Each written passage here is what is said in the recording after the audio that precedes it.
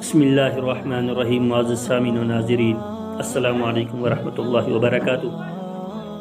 ہم نے پہلے سبق کے اندر نماز کے واجبات کے بارے میں پڑھا تھا کہ کون کون سی چیزیں نماز کے اندر جو سجدہ سہو واجب ہو جاتا ہے، کن چیزوں سے سجدہ سہو واجب ہو جاتا ہے اور سجدہ سہو کرنے کا طریقہ کیا ہے، ہم نے پچھلے سبق کے اندر وہ پڑھا تھا۔ اور ہم نے وہاں آپ سے ایک وعدہ لیا تھا کہ ہم نماز کے واجبات جو ہے وہ آپ کے سامنے سبق کی شکل میں رکھیں گے۔ آج آپ کے سامنے پھر حاضر ہوئے ہیں نماز ان واجبات کو لے کر کے کون کون سی چیزیں نماز کے اندر پڑھنا، جن کا ادا کرنا واجب ہے۔ یاد رکھیے،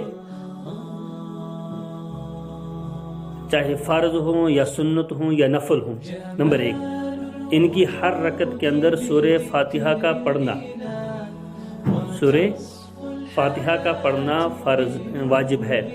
نمبر 1، سورہ فاتحہ کا پڑھنا۔ نمبر 2، فرض کی پہلی 2 رکعتوں میں اور سنت و نفل کی تمام رکعتوں کے اندر سورہ فاتحہ کے ساتھ سورت کا ملانا۔ نمبر 2، فرض کی پہلی 2 رکعتوں میں اور سنت اور نفل کی تمام رکعتوں کے اندر سورہ فاتحہ کے ساتھ ساتھ سورت کا ملانا، یہ بھی واجب ہے۔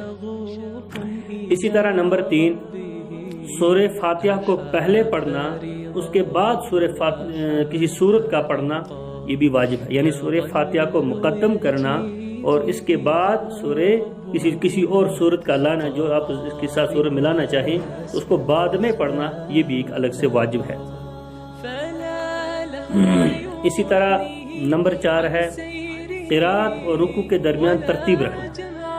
قرات اور رکوع کے درمیان ایک ترتیب رکھنا۔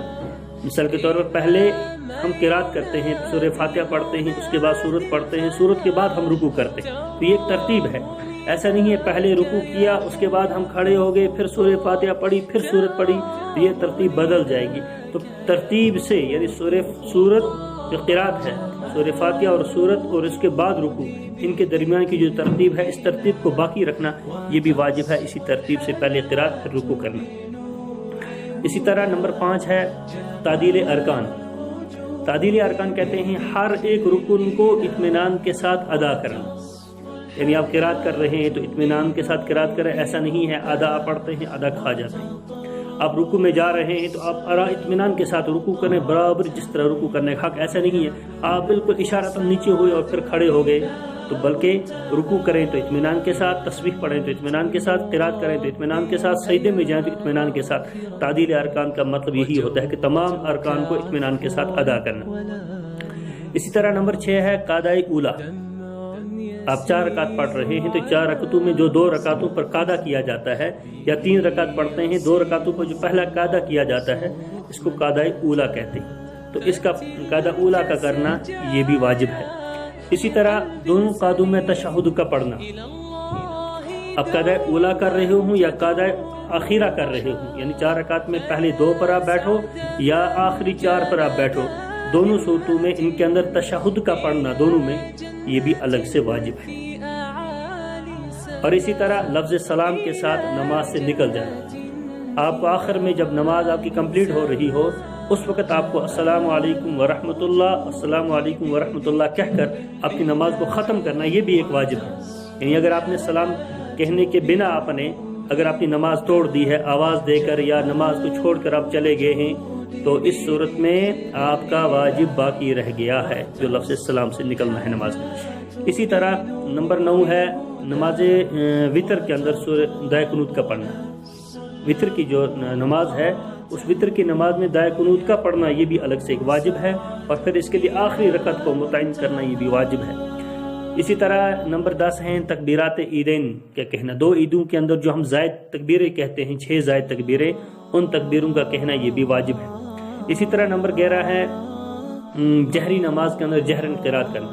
یعنی جس نماز کے اندر زور سے قرات کی جاتی ہے اس میں زور سے کرنا، اور جن نمازوں میں آہستہ کی جاتی ہے ان میں آہستہ کرنا، یہ دونوں بھی الگ الگ واجب ہیں، اور ہو گئے یہ 12 واجب۔ اور اسی طرح نمبر 13 ہے مقتدی کا امام کے پیچھے جو ہے خاموش رہنا۔